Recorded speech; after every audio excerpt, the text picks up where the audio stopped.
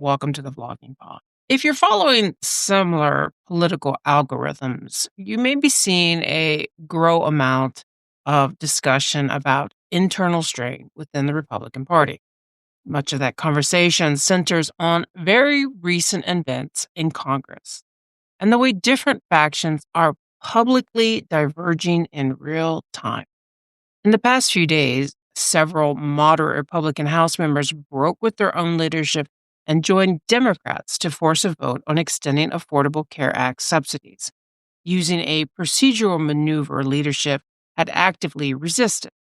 That move alone sparked widespread commentary because it shows Republicans openly bypassing their own speaker on a high profile issue, something that typically signals disagreement serious enough to go public. At the same time, some of the party's most outspoken MAGA-aligned figures have begun publicly acknowledging internal resistance rather than denying it. Representative Marjorie Taylor Greene, long seen as a loyalist, stated in recent interviews that support inside the party is weakening, describing mounting disagreements across issues like healthcare, immigration, governance priorities. Her remarks stood out not because they attacked Democrats, but because they openly acknowledge fractures within Republican ranks themselves. Adding to that perception, questions of loyalty influence have also surfaced around endorsements and power dynamics.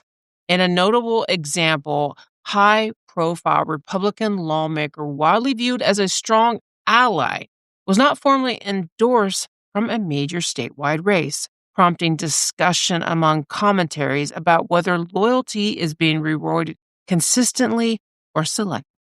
Taken together, these moments, lawmakers defying leadership, public acknowledgement of internal resistance by movement figures, and visible uncertainty around endorsements are what many analysts point to when they say the Republican Party is experiencing heightened internal discourse rather than uniform managing.